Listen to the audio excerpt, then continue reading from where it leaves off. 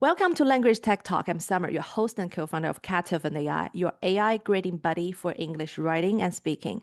Today's guest is someone who's been ELT since the days of chalk and overhead projectors. And somehow, he is just as energized about the future as he was back then. Roger has trained teams across continents, led EF through change after change, and still believes that language learning is about people first, platform second. Welcome, Roger. Hello, hello. Thank you for having me on your podcast. So, Roger, tell us a bit about you. So, I studied in Malta, basically. Malta is an island in the Mediterranean, close to Italy. Mhm. So first I went into management, and then I did a postgraduate in education. Little did I know that my career is actually going to be managing education. Uh-huh. So destiny, or it's something that, I was Mhm. maybe attracted to, and more and more. So then I found EF, an international school. At the time, 30 years ago, it was very, very fashionable to work in a language school. It was like the coolest job in the world at uni to work in a language school, right? Uh-huh. Because you're going to meet international people, you're going to be open-minded, you're going to be the coolest kind of student at uni. Mhm. And the choice was either with local, there were a couple of local language schools, Mhm. or yeah, the world. And and that was it. The rest is history. 30 years later, nearly 29 years later, this is my 30th summer. It's incredible. Wow, congrats. Wow. I Time know. flies. Yeah, I used to work in EF and I know that EF really provide a lot of opportunities working internationally. Do you always only work in Malta or you like transfer to Yeah. different headquarters in So I other? was lucky enough to work in the UK for a bit, and Mm-hmm. then I came back to Malta. Then I went to Switzerland. So Switzerland was It's a our headquarter. headquarters at the time was in Lucerne. I spent a couple of years there. I used to travel a lot. Wow, that's great. Why did you choose go back to Malta, by the way? I was asked, I was like, could you come back to Malta and lead the team there? And I was like, if Mhm. the company needs me there, let's go back to Malta. And home is home, right? Yeah, yeah, agree. So, what's something you've learned about working with teams across different cultures that still influences? Yes. And to be honest, it was great to feel lost and to feel your brain is hurting. Uh-huh. And at the end of the day, you can't think anymore. Yeah. And then I said, this is exactly how our students feel. That's great. Yeah. And that's kind of a eureka moment, you know? Yeah. And in fact, from that point onwards, we run a lot of TEFL training. So we train teachers to become teachers, Yeah. right? This is the first lesson we start. We get a foreign teacher, Uh-huh. and the first lesson, we teach them a complete different language that they have no idea what language that is. Yeah, I So remember. Yes. I remember the it, training. it could be Russian, it could Uh-huh. be Turkish, it could be Serbian, it could be any language in the world that the Uh-huh. class does not know. Mm-hmm. And to see them lost and completely in desperation, Yeah. that's a great lesson because Mm-hmm. this is exactly how students feel when they come to us, especially when they're beginners. Mm-hmm. So Wow. yeah, I studied French, Italian, German, and now I'd love to learn Spanish. We get loads of Spanish speakers, so I get a few words here and there, but I'd love to study some more Spanish. Muy bien. I'm learning Spanish as well. Yes, it's Um, Yeah, I love that you are still adding languages to your journey. I always feel like learning a new language isn't just about communication. It's about identity for me. Like English is also another, my second language. I feel of like course. the way I express or the way you express yourself shifts, that the way you feel things can shift. Yeah, Yeah. agreed, agreed. About EF, EF is known for its immersive and Yeah. real-world approach to teaching languages. What's something about EF teaching philosophy or method you think more people should know? I think what makes EF very special is that EF is very, very practical for the real world. Mm, If it is the books, we write our own books. We actually have actors acting out video clips, audio clips. of real world scenarios in the real context. So at the restaurant, at the airport, at the train station, at the bakery. So the moment you learn something in the class, you walk out and you're using that language that you just learned. So it is very, very practical. And this we do so then students feel that immediately they are learning something rather than it's drilling, drilling, drilling, and then eventually, we don't Yeah. have luxury of time. Yeah. We kind of have people constantly researching how to learn the language in the fastest way possible. And by doing this in a very practical way, it sticks because then people can relate. Yeah. Totally agree. Because um, now when I'm learning Spanish, normally I will start from learning grammar, but now I'm trying different apps. There's some apps developed by the US company, and I find that they are trying to teach you the content that are related to your real life. That is exactly what you said, that it will make the content or the knowledge stick. Yeah. And also, I mean, we also try to include the cultural part of learning language. So, respecting local cultures, local traditions, and this we include a lot in the lessons because then it's much more, than just learning a language. You also learn about the country where you're studying at. Yeah. When they're interested in the culture, they probably would just learn after the class and to dig in, dig deeper by Yeah. themselves. After working with so many campuses and educators globally, what's one surprising insight you've discovered about how people learn language? I was surprised how, for instance, Asians are very, very good at grammar because that's the communication system. They focus on grammar because Yeah. then communication will come later. Yeah. But then South American students, for instance, focus on the exact opposite. So they focus only on communication. And then Yeah. grammar is something that they learn later if they're interested in that language. Mm-hmm. So this for me was like, wow, governments really have a strategy for their students. Yeah. This is how they learn, this is how it is, this is how they build on language. I think that is very fascinating. And then Europe is a bit of a mixed pot. So if you come from the north, once again, it's about grammar. And then if you come from the south, it's more about communication. And then grammar comes later. But I think this is very, very fascinating in how the world actually, governments actually decide to teach. Mm-hmm. In fact, to see the results, we actually have a study called the EPI, English Proficiency Index. Mm-hmm. So this is basically a study that EF does with all the students we have worldwide and all the testing we do.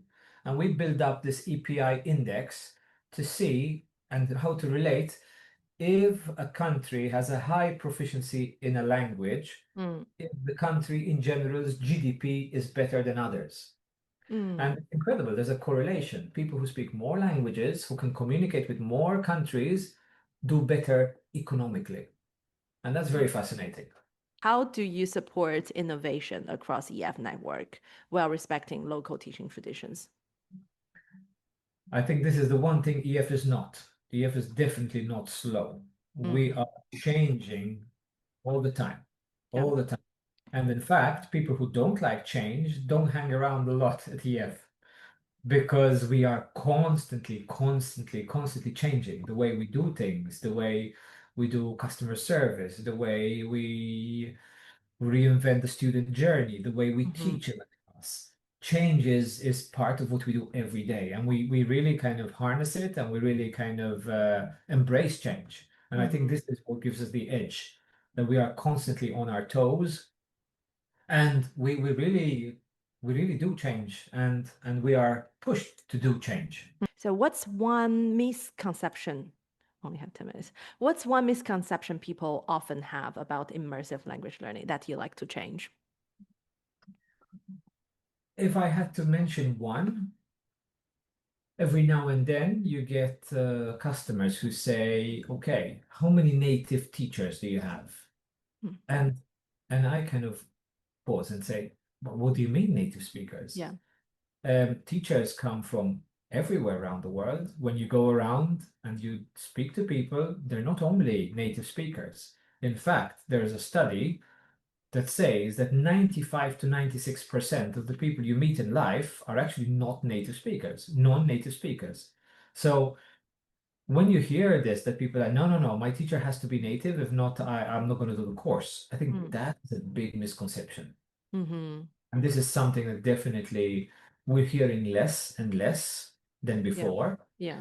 And this is definitely something that people, will stop asking because the world is changing and you get people from all over the world speaking different accents, pronunciations, Mm-hmm. and you don't have to be just native to communicate. Yeah. And how do you define native, right? Who are the native speakers of English? And even some Chinese people, when we are speaking Chinese, we are native, but probably we're not better than some academia who are learning Chinese now. But how about the project-based learning? Have you ever got questions on that? Because when I was in the EF in Shenzhen, um, some parents do question about our teaching approach. Yeah, we now have a structure for project-based learning, Yeah, especially we use it for the short-term courses and also for the long-term courses. yeah, If it is structured in a way that you are using what you've learned in the class, yeah, and then you kind of use it in practice for a specific aim or goal, yeah. then it's a different story. If Is it's it? just Is, thrown there yeah, without context, I could understand how one would feel like, why yeah, am I doing this? yeah. But one thing that the parents question is that it looks like my kids are really having a lot of fun in your center, but do they really learn something? We don't know. When Do they you have get? fun, they learn Yeah. faster and it sticks. Uh-huh. This is one of the keys in education. If you're enjoying it and you love what you're doing, you love your teacher, and the teacher really excites you, motivates you, Mhm. and that sticks for life, not only for the exam. Yeah, I think there is still old belief in education that if something feels fun, it must be superficial. There are some research showing that the Yeah. emotion drives retention, joy, curiosity, and social connection. So those are powerful cognitive hooks. I've always felt like the fun isn't the opposite of rigor, actually. It's a pathway to it. Are there any specific learner challenges EF is trying to solve right now with tech? We are seeing more and more special ways of learning, Yeah. especially with people with, for example, ADHD, people with dyslexia. There are Mhm. these different learning disabilities or challenges in learning. And nowadays we're getting to know more and more about it and more how to tackle this. Mhm. So this is definitely one of the aims that we do a lot of training for our teachers of how to deal Mhm. with that Mhm. situation because the demand is on the increase Mm. and definitely something that we have to address. Mental health is also another key thing. Mhm. People come with unfortunately baggage where they need to unwind and Mhm. rebalance a little bit. Mhm. So these are all different ways that we are learning how to deal with. So we get guest speakers, we get a lot of internal training, and we Yeah. expose teachers to this situation because this is becoming the reality in the classroom. Yeah. That's very important. I don't think it gets talked in that enough in that tech space. So I really love that EF is working on that and that is an aim. So looking ahead, are there any upcoming tech initiatives or ideas you're excited about that could shift how EF delivers language education? Yes, I mean, there's crazy stuff coming. Situational places, for example, if you're learning about vocabulary at the airport, Mm-hmm. uh, there's developments now where you have software that the Yeah. teacher is actually in an airport context. And Oh. in class, the teacher can actually, ask certain questions and then the class can reply. And the background and the visuals are all at the airport. Oh. So it's incredible. I mean, the situational, things that you see on the screen makes you feel like you are really at the location and the teacher is right there in the class with you. Is that like a VR goggle? Like exactly, like this Uh-huh. VR experiences. Another one was at the restaurant, for example, when you're Yeah. ordering food or you're ordering at a restaurant, Yeah. or take away or take in. So real life situations at the train station, buying Hmm. tickets. Yeah. And it's quite funny because on the big screen, students are seeing their teacher, who is Yeah. actually in front of them, with all the context around it. And this is what we have now. Who knows what's coming more? Because, as I said, talking to one of my colleagues Yeah. who's working on kind of the future of AI and AI aided learning, God knows what's going to happen in 10 years' time, in 5 years' time, or maybe even Hmm. in 3 years or 2 years' time, because Hmm. things are moving very fast. Yeah. But then some people say that since AI is moving so fast and then there are so many translator goggles, and then probably there is no need to learn a new language. What do you think? Nothing replaces the teacher. And this is a lesson we learned through COVID. When we were doing online lessons, it was very, very difficult to keep everyone engaged. Mm-hmm. And the fact that you just click and there's a recorded teacher doing a recorded lesson doesn't work. Even having a live teacher who is Yeah. trying very hard to engage is tough. Mm. The best experience is when students come, they are in a full immerse situation Mm-hmm. with the teacher, face to face, with no distractions pulling them off to do other things, and Distractions. Yeah. focusing on what they're doing, learning the language face to face with the teacher. Mm-hmm. Nothing is that. Same thing for training. When Yeah. we do training, we do loads of online training, but nothing beats the face to face, shoulder to shoulder. Let's have a coffee together. Let's try to, Yeah. explain, how this structure works. Nothing beats that. Why do you think that nothing beats that? Why do you think that this kind of on-site human connection could have such a big impact? I know distraction is one thing. When you are doing online, can be distracted by your phone and any tab popped up on your window. But how about what is the magic in the in-person communication? I think having other people around you motivate you. It, Knowing that everyone is on the same mission yeah, and everyone is trying hard, you want to try harder, that's what they say, steal what is the expression? um when two people are trying very hard, they yeah, become better, right? uh-huh, So it's incredible, the motivation, less of distractions, and you stop everything you're doing. You're making a big effort to leave yeah, home, family, friends, girlfriend, boyfriend, wife, husband, kids, mm-hmm, onto the school, and for 2, 3, 4, 5, 6, 7, 8 weeks or whatever it is, yeah, to focus on getting better in your language. mm-hmm, So the the effort and sacrifice you're doing motivates you to be laser focused and get the job done, because there's a mm-hmm. lot at stake. Yeah, there's a cost there, right? There's a cost there. Yeah. Exactly. Yeah. I also read the book. They said that when you set a mission, because most of us may set a 1 year mission or 12 week something we want to do, but we always fail. But then there's a research showing that how could we finish that tasks is to find a group, find a learning group, find somebody to do it together with you. It will increase like 60 percentage of the chance that you will finish that tasks. So I agree yeah, 100%. aligns I with what agree you 100%. just said. Then what is the decision you've made in your leadership role in EF that went against the conventional thinking but turned out to be the right call? More than unconventional, I would think, is the listening. I listen a lot to students. I Yeah. listen quite a lot to our sales office people, our Hmm. colleagues who sell the program, and I ask them, what could we do better? I mean, Mm. feedback for me is very simple. You know, I would ask, how was your experience? How can we do it better? And it seems that budget is always an issue. Um, Hmm. so for many, many people, affordability, especially when it comes to accommodation, Yeah. is what helps them a lot, because if they can afford accommodation, they can stay longer, they can do the course, and maybe instead of 3 weeks, they can spend 4 or 5 weeks.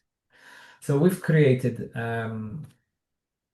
a segment in accommodation where instead of your classic host family, which is where you live with a local family, we call it homestay. Mm-hmm.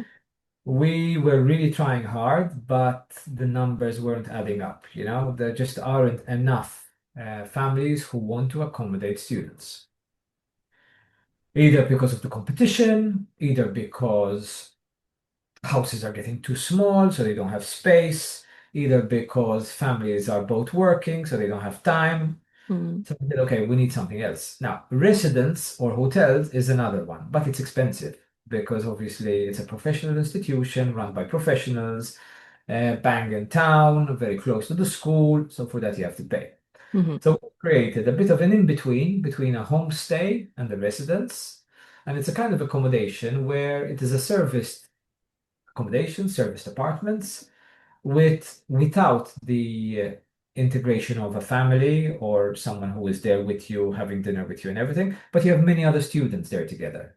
So we've created this affordable accommodation option close to school, Mm-hmm. where you can have many other students with you that kind of still, you can learn, motivate, go together, cultural immersion, you name Yeah. them all. Mm-hmm. And this has blown up in numbers. Wow. Mm-hmm. So we really saw an increase in numbers and volume, and people appreciate that they have this option to learn more Yeah. and be within their budget. You provide a second environment for them to learn, Yeah. free and cheaper. So Yeah. imagine that we are 10 years into the future. What's one thing you hope we've stopped doing in language education? I would think Mm. that people stop judging natives or non-natives. I think I'm really, really that really hurts me when someone says that, you know? A teacher is a qualified teacher with, all the training required, with all the certificates required, and you will learn if you're motivated and you're open Mm-hmm. to learn. And Yeah. that's one thing that I would really love to see gone. Mm-hmm. Yeah, agree. They do a lot of CPD hours to Yeah. improve. We do CPD hours once a month. They really give it their all. Mm-hmm. And sometimes even a native speaker, if they don't like get a certificate, they don't get trained, it does not, you speak a language does not make you a good teacher, Agreed, agreed, right? agreed. And So, natives at times are brought up with the language. mm-hmm. So at times it is so natural for them that they might not even know why the grammar structure is what it is, Yeah. because that's how it always was. That's how my mom used to speak to me. So, Yeah, yeah. right. But if you get a teacher who's not native, who studied the grammar, who Yeah. studied the structure, would know exactly why it is said this way, and there is a logical answer for that. Yeah. And those, let's say, non-native speaker teachers, they actually can understand how the learners are really thinking and their Mhm. motivation, their cognitive style, and then take care of their emotion because they've been there. Yeah, Yeah. agreed, Show more agreed, sympathy. Yeah. agreed. All right. Thank you, Roger. Thank you so much. That's all for today's podcast. I You're mean, very welcome. Lovely speaking to you. Thank you for making the time. lovely speaking to you as well.